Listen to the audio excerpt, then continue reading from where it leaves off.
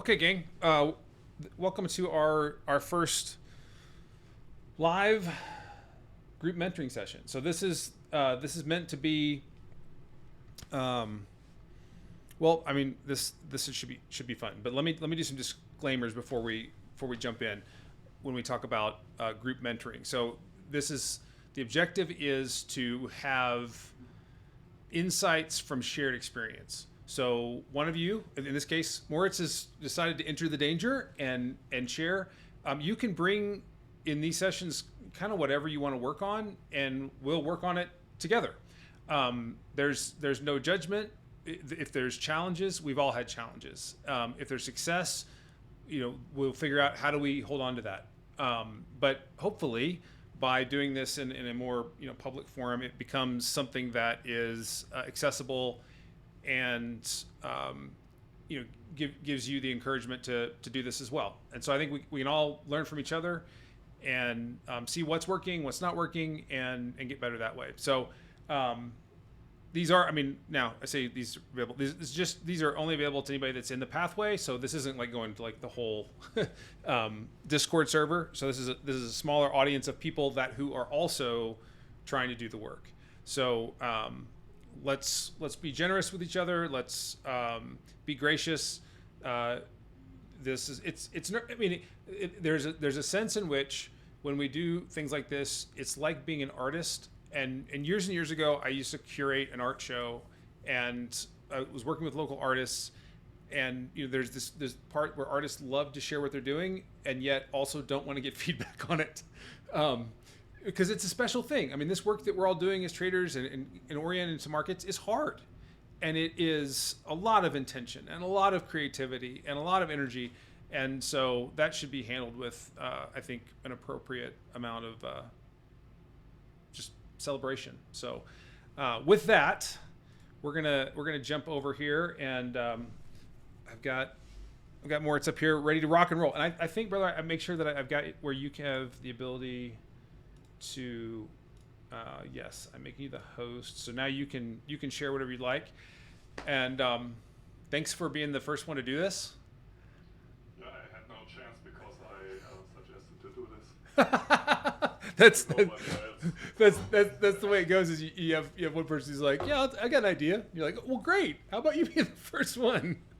Well, what would you like to work on today? We can go wherever you would like. Yeah, I have thought a lot about how to do this, and came up with way too many ideas, like usual. But I tried to strip it down, and I have prepared a structure. And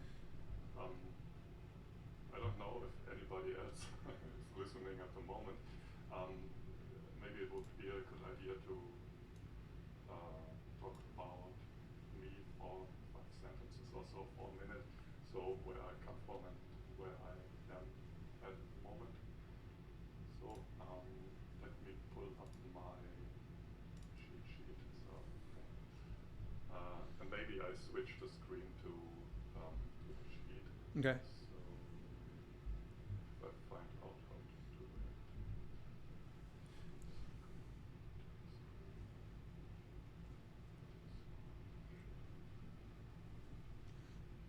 Okay. Yeah. So I started trading 2022. Hello. Yeah, you're good. Sorry, that was me on my. Okay. And I would say for the first 2 years, I had no idea what trading really is. I hope today I have a somewhat better idea. Yeah, I was essentially looking for the Holy Grail, and I thought if I could find any human being successful, then he or she could show me the setup, and I would be immediately as successful as this person. Yeah, because I thought that it's only something like a candlestick pattern or price action pattern, and then this would work all the time, and I can do it all night long. Yeah. and get rich quick. So it's yeah, that's what you hear on YouTube a lot. Yeah. And, Yeah. Anybody watching this who started from a retail side is going to say, "Yep." yeah. Absolutely. Absolutely. So it took me 2 years, and I have been in different communities, and nothing really worked, and nothing really felt like it was the right approach. And then in 2024, at the beginning of 2024, I discovered on-chain market theory, Okay. and this changed a lot because um, it, it was something that made sense to me. And I entered level 2 of the competence thing, the 4 levels of competence. I learned all things I don't know, and yeah, for trading is something like it's looking so easy and basic when you start, and the deeper you go, the more you realize that you really don't know anything, and Mm-hmm. there's so much more to learn. Mm-hmm. And Mm-hmm. I think, yeah, at one time it's important to not think you have to learn for 10 years or more, but put what you have learned into work, and yeah, make it work. And I think that's the point where I am at the moment. Um, let's see. Yeah, when I started option market theory, um, I started trading it quite or immediately, you can say, after I had a basic understanding. It was working quite well for 3 or 4 months, um, and then nothing worked anymore. And at this time, I didn't know anything about market cycles and volatility changes and so on. And maybe it was only a change in the market I didn't realize at this time. Um, yeah, and then I found a trader's profile at the start of this year. Yeah, can't believe that it's already a month. It feels like no time when I look back, but I also learned already a lot, so that's good. Yeah. um, yeah, what I was mainly missing from the other system framework I was trading was playbook trades. So it was a framework, and I wasn't really able to find or build my own playbooks out of it. Um, and yeah, I think I was googling for playbooking trades and so, and then I found you and Trader's profile, and yeah, thought Oh, that's the fascinating. thing Huh. that's missing. Yeah. And I think it's exactly or it was the right moment for me, because 2 years earlier, and I would have not understand anything about what I've learned, I think. So, yeah, that doesn't matter. Okay, so, No, it actually. I mean, it actually does matter. I think. I mean, there are, like when we come to a framework, like sometimes we're just not ready for it, and so yeah, I think when we come to things does matter, um, and it's not unusual that. I mean, I'm trying to think things that I discounted at certain parts of my career that I later on found that that was really useful, but I didn't understand the meaning of it at the time. So, yeah, that's like reading a book mm-hmm. 2 years later again, and then you think that this wasn't in the book before when Yeah. you read it the first time. Yeah. Yep. Yeah. So, okay, I started with the pathway, gone through the modules. Um, I wish I would have done it differently than I have done. But okay. I think we can. How much time do we have today? So I have the full hour. Okay.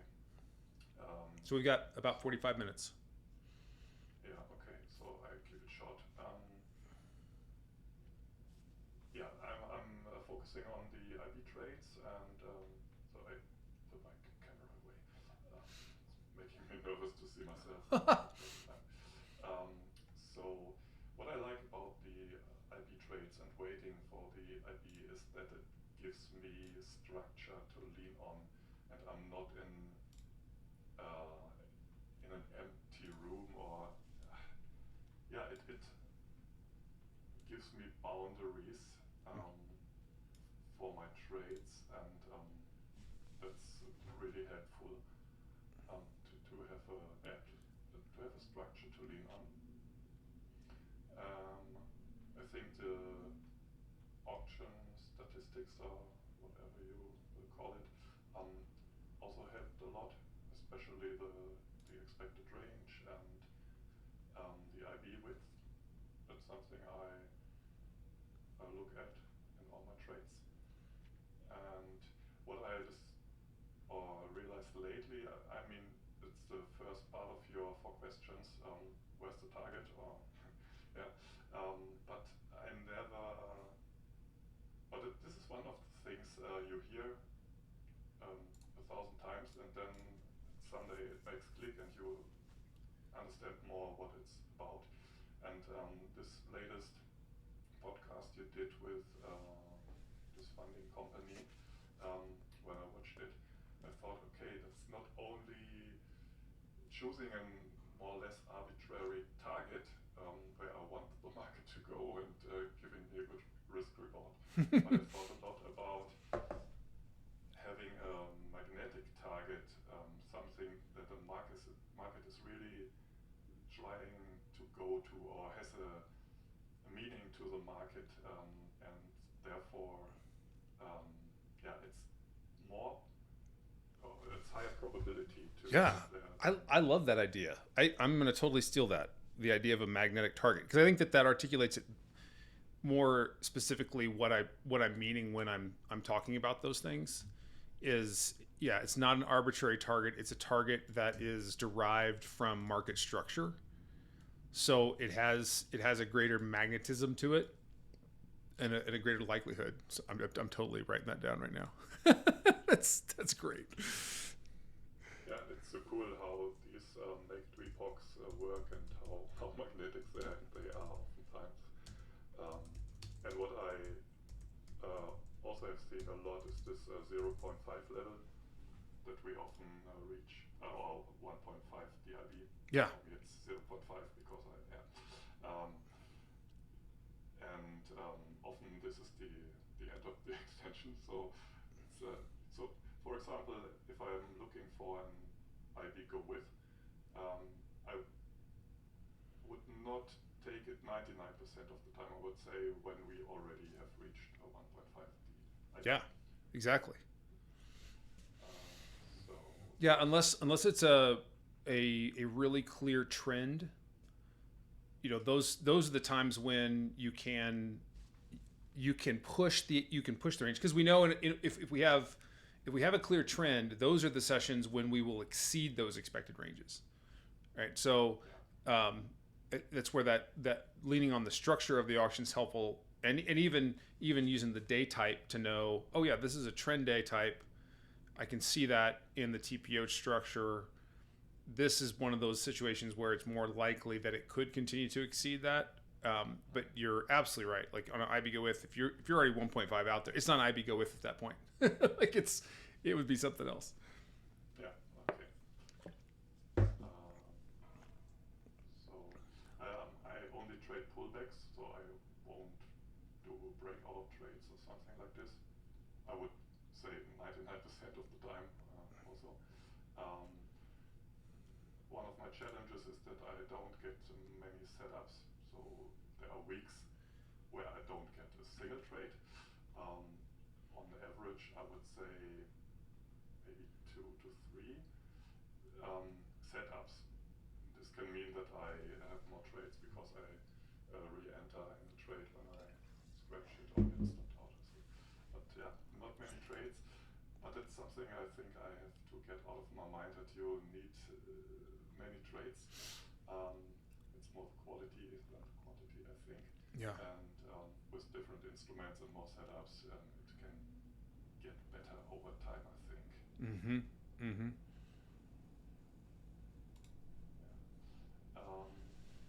So, yeah, maybe. I have a question. Yeah. Hey, but so Moritz, you said when go back to how you're trading at the moment. So just to recap, you said when like you're saying once it hits the 1.5 or the 0.5 for you, you're like that's it, I'm done. But if it breaks out, doesn't hit the 1.5, comes back and tests the IB, that's the pullback you're looking for to enter. Yeah, I will show my setups in a moment. I'm mainly trading from the DVA, developing value area of the VWAP with the standard deviations. Yeah, but I can show my. When you get to that part, you can keep going. I just those questions. If you're going to show it, it's okay. Yeah. Let's see. I wanted to say. Yeah. Okay. So I think my main goal. It was the main goal for 2025, and now we are in August, and I haven't, or have not reached anything of this. Was to find consistency. Mm. And I don't mean consistency in profits.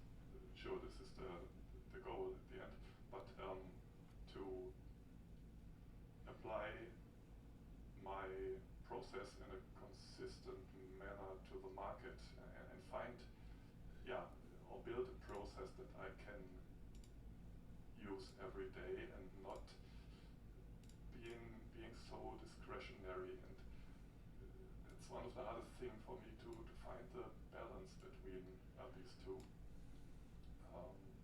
Yeah, and I'm not sure. Yeah, how to find out how discretionary you should be, you can be, and regarding this, I heard something very interesting from another trader, and he says he started very process-driven. Then when he trades for some time, he gets more and more away and discretionary. And at the beginning, he's at its best when he is trading with more discretionary. And then he goes too far away, and then he has to go back to his anchor trades or basics and his process, and goes through this cycle every 3 to 4 months or so. That's interesting. And maybe that's something to discover how far you need to go or can go with this. Yeah. So I will try to show how the setups.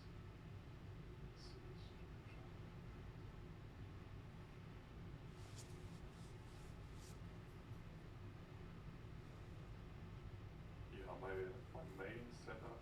Let's try to. Yeah. So my main setup that I'm trading at the moment is this is the IB, the pink first hour, IB high and IB low, and then I wait for the IB to be extended. I'm looking at posture. I try to learn. I have neglected it for quite some time, the posture, because I had a different framework I was using. But I try to get better with posture and use it. What is taking so long? Need to speak faster, or we don't. You're doing fine. We all will remember that this is not your first language either. So we are going to be very patient. You're good. Okay. So when we have extended the wait for a pullback, and usually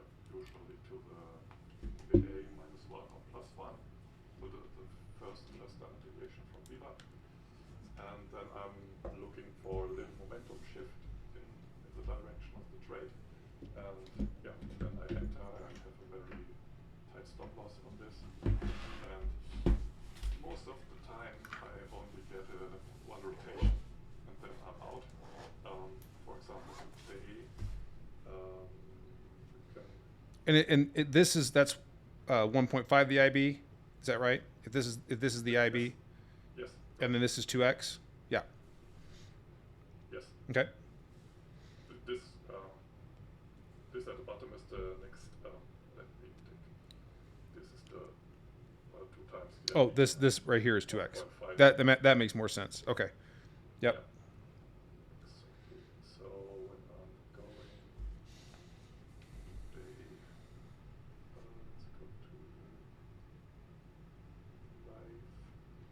So just real. You see my- Yeah, real quick. I just want to highlight, for yourself and for anybody else who is watching. I mean, this is a way to think about the IB go with, and I really like the way this is organized. Obviously, it's very clean, right? I mean, there's not a lot of inputs here, which you don't have to have lots of inputs if you're looking for to see structure well. Waiting for that breach, and then when we think about, in this case, if it's an IB go with, or IB go with on a pullback, I mean, what are some things that we wouldn't want to have happen? One of them that I can just see from the structure here. I mean, here I have VWAP, and here's this developing value areas as would be described. I'm sorry, this is the VWAP from CPI, so this is my RTH VWAP. Yep. Yeah. This is the RTH VWAP. So to see those starting to fan out, which is showing you physically we are moving value in the direction that you want to go, and that's a great in terms of like what would I want to have happen or what would I want to see, like that's something you'd want to see, to help you stay in the trade. Now if the price goes back through this and this starts to go like that, well, that would not be what I want to see. So I'm just affirming that this is a really clean way to think about, if you're trying to go with something that's you're trying to break out. Everyone notice we've got, VWAP is pretty flat, and then you have movement and it starts to fan out. That takes time and volume to change this. So it's more likely to get excursion in this direction than to fail back that way. But if it is going to fail, I mean, it's going to come back through the scene of where that breakdown was. So there you go. Yeah. I'm sorry, I was on a different screen. Oh, you're fine. And, the screen was not shared, I think, and so Well, exactly. yeah, everyone can see it, so it's good. But how can, if I switch to my Sierra chart, you don't see my Sierra chart now, or do you? I see where your cursor is right now, or your mouse. So so we see the IBP practice from Notion. Yeah, that's bad. This one. So you see my screen now? Yep. Now we see Sierra. Yep. Okay, so this is today. Yeah. Thank you. Yep. And I know we talked about this sit on heads, but this was looking so good here. Mm-hmm. We have had a little bit of IB extension, so no acceptance outside. That's always something I'm not sure about, because I think, okay, we have broken the IB, but does this really count for anything? Mm-hmm. It would be way different if we have traded here, take some time or some distance, and then come back. That would be more of a plus setup for me. Yeah. But the way the price reacted here at the DVA exactly Mm-hmm. reacted here. Yep. I entered here, stop was at this red line, and then I scaled out here and scratched the rest here. Okay. So it was one rotation as usual. Yeah. But yeah, if I would have, if I wanted to catch a bigger move, I moved my stop to break even or something, I would have stayed in the trade like I initiated it. That's not really my thing, especially when it's not an A plus setup. Sure. I'd rather go for Yeah, but this just a couple things about today. Using today's example, which is really helpful. And I like that you've got yesterday's point of control is here as well.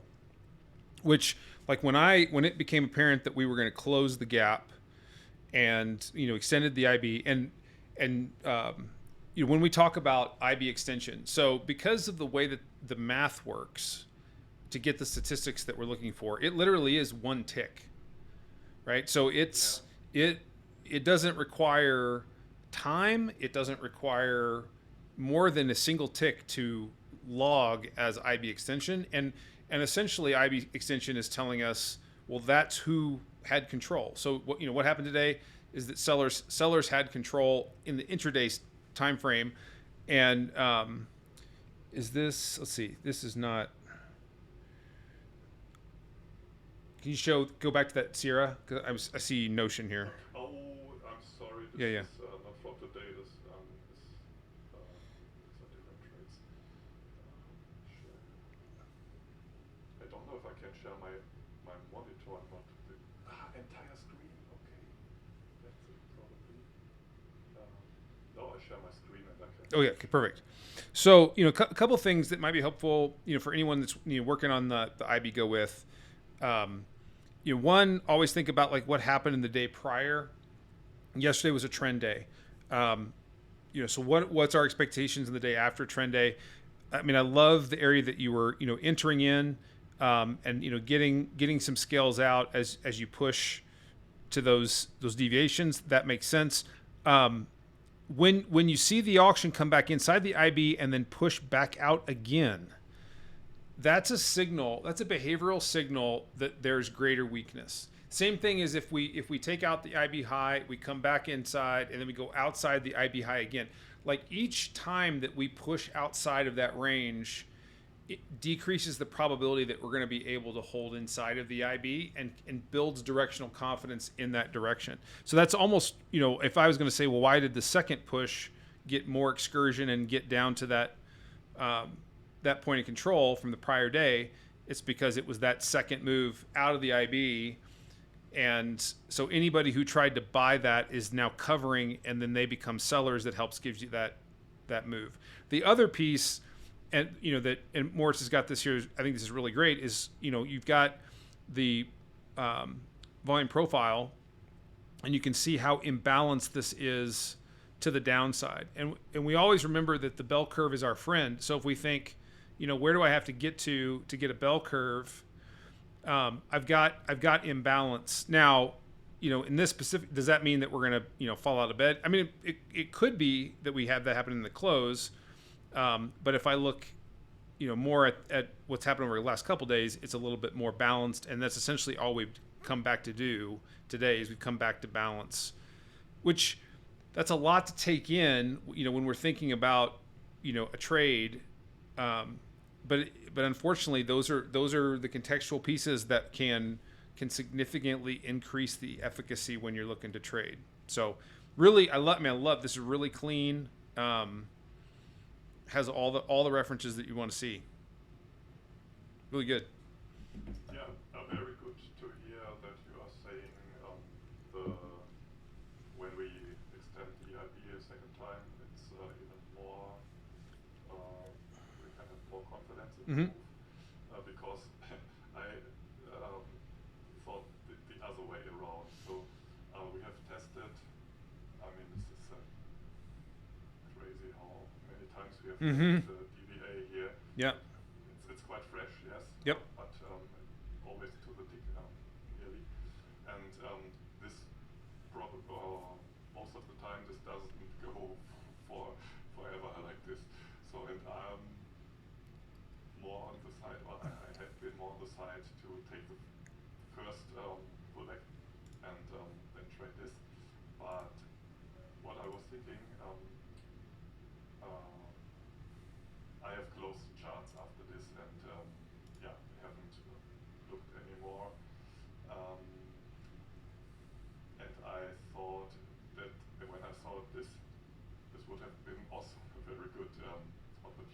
Mm-hmm. Um, but what I meant about process and so on, and why it's so hard to define it for me is how do I now? So in my plan, in my mind, I should have um, something like, okay, I trade the first pullback to the DBA, I don't trade the second, or I trade the first three, or something like this. Mm. But how do I come up with that without being arbitrary and thinking, okay, I do it like this, it could be right. Maybe we can use statistics, but I've tried so many times Yeah. that it's That's a really, so one, you're not alone in that challenge. That's a challenge that, and in terms of like the answer to that challenge is, it's unfortunate. So this is where the discretion, which is related to the idea of discernment, and so you're discerning, yes I should or no I should not. Essentially, those are the decisions that we're making based on all of the bits of information that are coming in. There are rules of thumb that I think are helpful. Like if I've gone into something, and this is more for me personally, but like if I've identified a playbook opportunity, and let's say that I've taken, an entry in, and that's scratched. I reassess and say, well, is the opportunity still there? And if the opportunity is still there, then do I find another entry I can get in? But if, let's say I found an opportunity and defined it as a playbook trade, I've tried once and I failed. I've tried twice and I failed. For me, that's been a clue that I'm at risk now of pushing too hard to make the third or the fourth entry work, and so I would either just take a break, come back and reassess. Like it can be a place where I go on tilt. I don't think that the hard part is I don't think that there's a hard and fast rule that's applicable to everybody. You almost have to come to that decision by yourself. And it's a stage 4 piece. All of the other work of what you're doing right here is really meticulous recording of structure. How is it behaving around these structures? Like that's all the pre-work and the forework that gets you to that place where you say, okay, the opportunity merits relative to the risk that I should still go and push. So like an example for today is, that first push out of the initial balance that did not get to the point of control. And I was pushing for that reference. Like I was like, hey, I know the stats. And so I started to size in to this move, and then, we pushed back up. Now there was also a gamma level right here that was making it tricky. And so we moved back this way. I actually reduced size because I was like, I don't know if we don't go all the way up here and rotate back in, because as long as we're inside the prior days, or we're inside the initial balance, that could happen. So I waited, but then when I saw the acceleration here, I applied that size back in. Now, if that one had not worked, then, I likely would have said, well, maybe not today, and that does happen where you're that close to a reference and you're just like, well, it's the place where I get in danger is, it has to hit that. It doesn't have to hit it.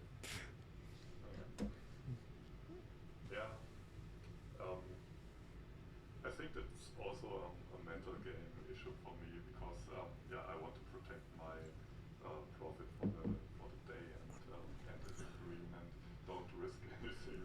So in this case we have had this down move was quite strong.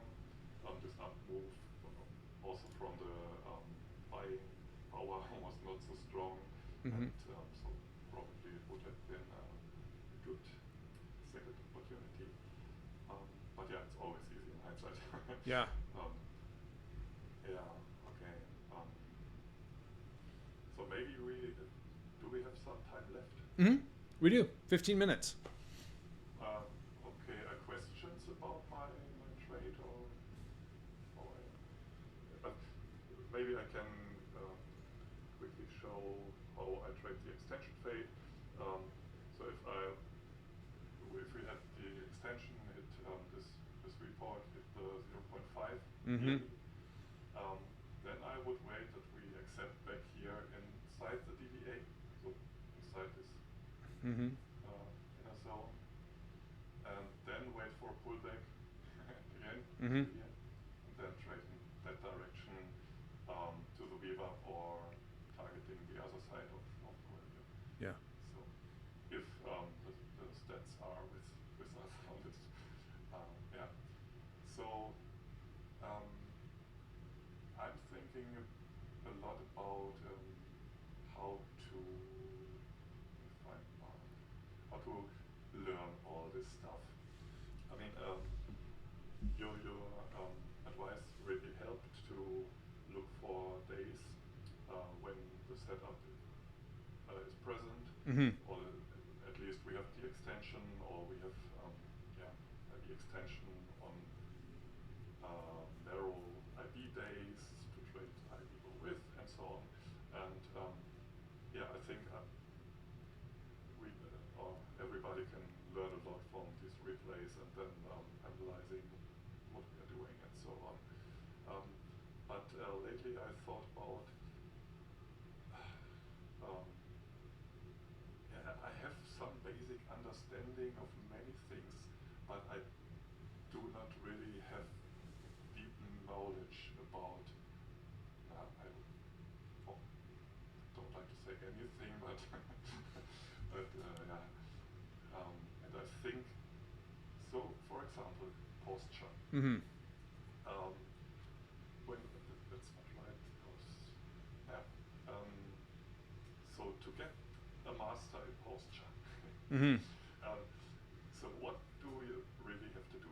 And you say it's a shortcut to determine the narrative of the auction. Yes. So when it's a shortcut, there must be something more to it.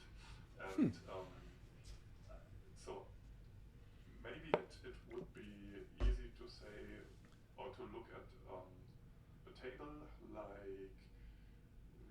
have no, not here. Oh, posture. Okay.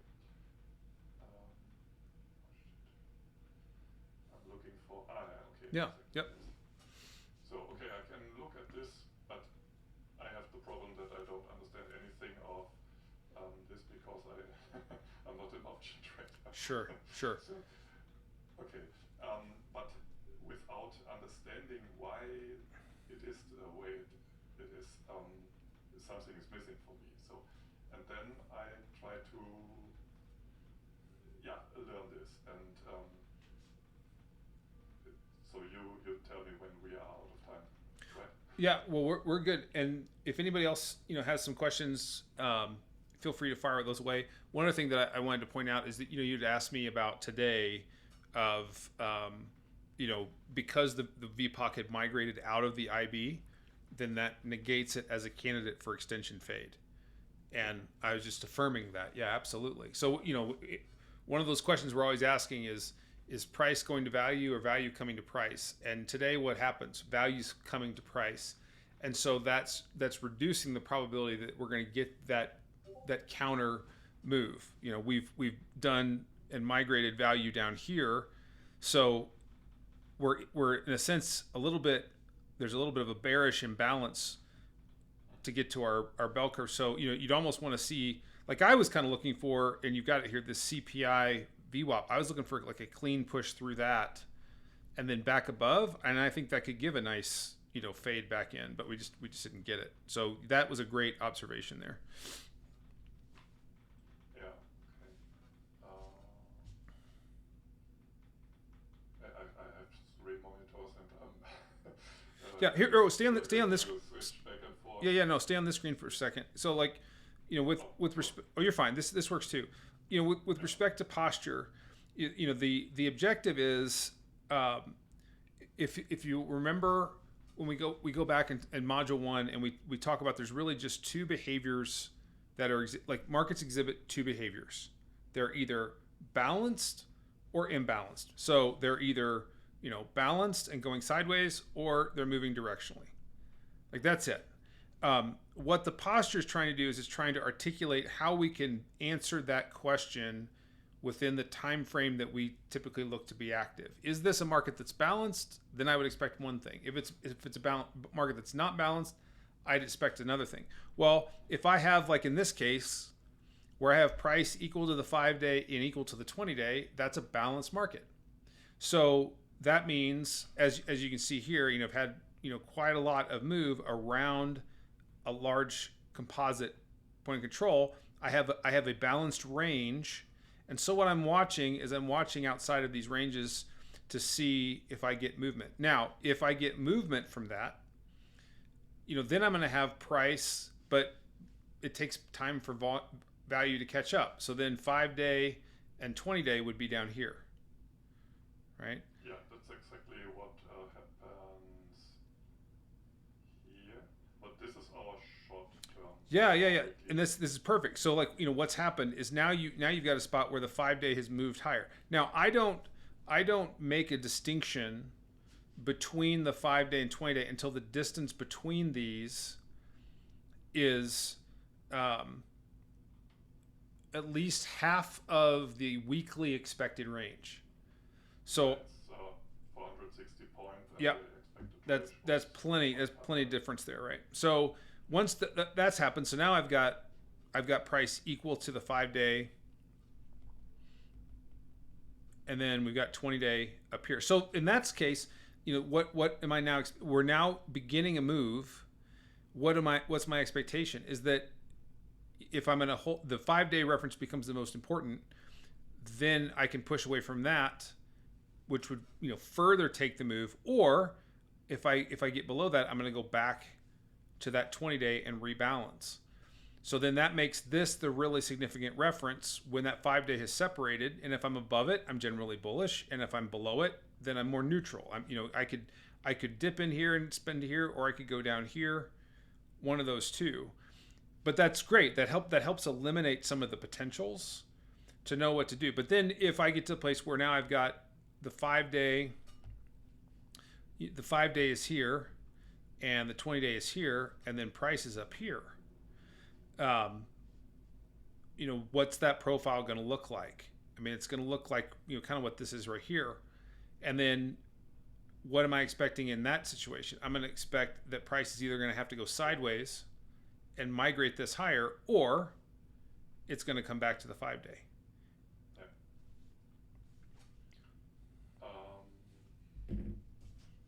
So one question, because that's something I struggle sometimes with. So this is our 5-day, and we have clearly been in the range, or if we look at the TPO chart, we can see that we are in this big range all the time and playing around the it was the 5-day and 20-day at this time. Yeah, I think. absolutely. Yeah. So, but when we then say, okay, above the 5-day we are bullish, below we are bearish, aren't we always running against the mean reversion we are doing all this 2 weeks? That's a great question. Yes. So that's where, like one, I can identify essentially a balanced range. Yeah. And then I've got a 5-day here. So what am I going to look for based on price from here? What's the expectation? When I'm in this situation, I'm looking for moves. If you've ever heard me say I'm looking for the inside out trade, that's where I'm looking for it to move toward and test the edge of this balance range. Now here we would watch it to see, does it get rejected back in, or does it break out? And like in this case where you just gap above it, well, then that's real clear. But when you're inside, yeah, it is. if I'm at the point control, I'm looking for moves away toward the edge of the balance range, and then we'll monitor and see. So if this is a high volume trend day, or in this case, a gap where there's significant conviction, like those are ones that I'm expecting to carry on from one day to the next. I'll give you an example. Just looking at, let me pull up the Russell here.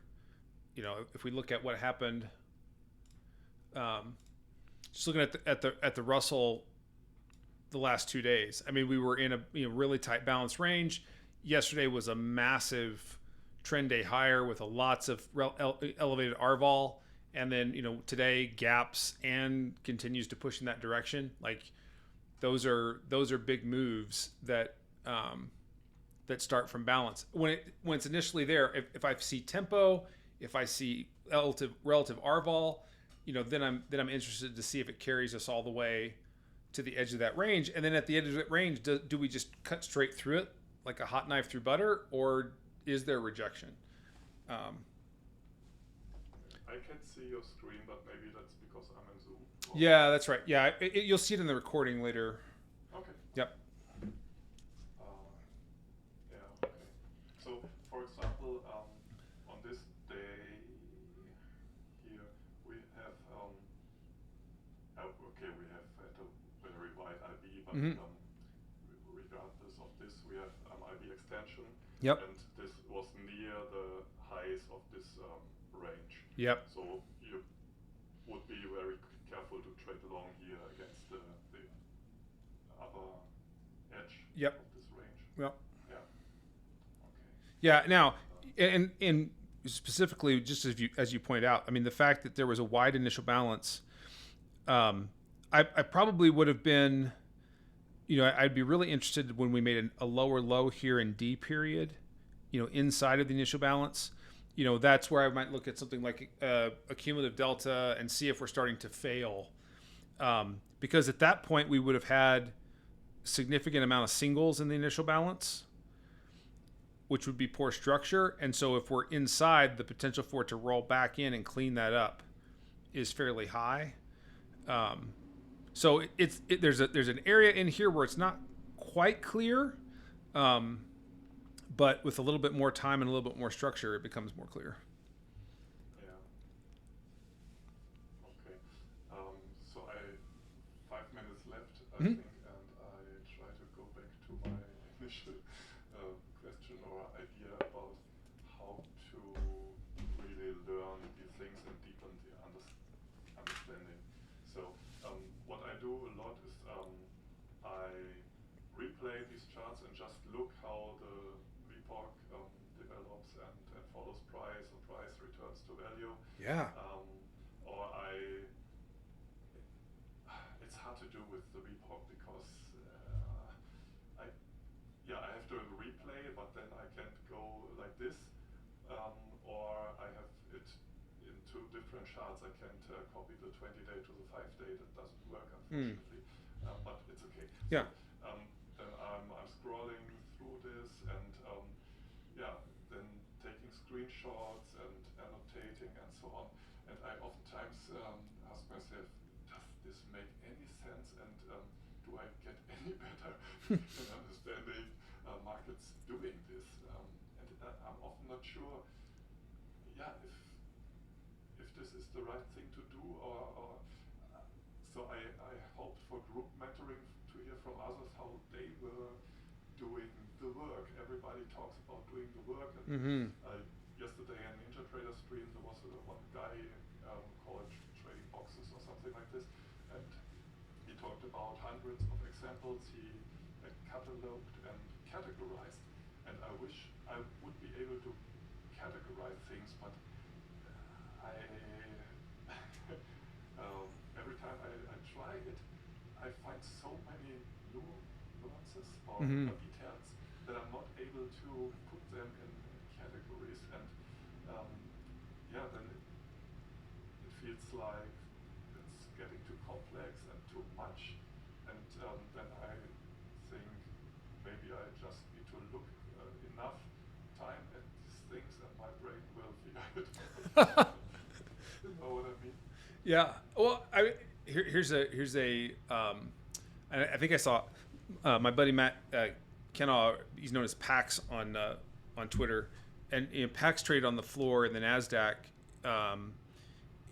and I think somebody in their community was asking about vol spot and other layers of complexity, and they're in the tuning toward competence, and I've seen this with traders over the years that when we're building a framework, we're putting things around it to give us insight and help us organize the information, but then there comes a period, and I don't. There's not a the hard part is there's not a hard and fast rule, and there's not a well, if you do this many reps, it's just going to click for you. There is a process of many instances, and like what you're doing right here. This is like in the pathway module where I go through an example of the posture using. I think I used like Canadian dollar or something like that of kind of showing how that's shifting. You get enough of those there, and essentially what we're using with that posture is we're attempting to eliminate some of the potentials, the likely potentials of what is going to happen in the market by which we can find our playbook trade. And it's also an attempt to try to remember that even if we're looking at something intraday, we are participating in a market that has participants across multiple time frames. And so it helps me know, man, where am I at risk of pushing this trade, and where am I at a spot of no, actually there's enough energy there to go. So like what you're doing right now, this work here and seeing this continue to play out is the way to go. For anybody who wants to do kind of what Moritz is doing and going through a time frame, you can do this really well on like TradingView, because you can plop a fixed width volume profile at 20 days and a fixed width at 5 days, and then just move it, like take a screenshot, move a day forward, move those a day forward, take a screenshot, move a day forward, and then have those in a deck, and you'll see, this became the price. You'll actually even start to see where movements come from those references, and almost how far the price has to get away from them before it starts to break and move to the next one. At some point in continuing to do that, I do believe will be a point where you'll go, oh yeah, that makes sense. But it is very challenging that there aren't more really clear if this then that kind of scenarios. Yeah, but what you just said, I have seen, and it's just because these dotted lines are the ATR. So from here to here, that's the ATR, the current.